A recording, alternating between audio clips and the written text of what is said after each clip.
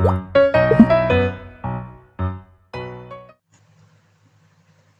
let us see the 63rd question. The incorrect statement among the following is, they ask that out of the 4 options, 1 is incorrect, the remaining 3 are correct answers. In this type of questions, verification is a good method. Now let us verify each and every option. Now let us verify the first option. Actinoids are highly reactive metals, especially when finely divided. This statement is absolutely true.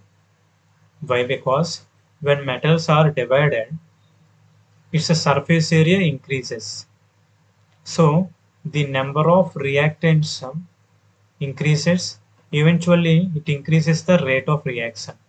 That's why the first statement is absolutely right. Okay. Let us verify the second option. Actinoid contraction is greater for element to element than lanthanoid contraction. This statement is absolutely true. Why? Because you know that actinoid contraction takes place in 5F subcells. It is a poor sealing effect than 4F subcells. That is, lanthanoid contraction takes place in 4F subcells. That's why its statement is true. Second one is also, let's verify the option 3. Most of the trivalent lanthanide ions are colorless in the solid state. This statement is absolutely wrong. Why? Because we know that most of the lanthanoids of trivalent solids are colored.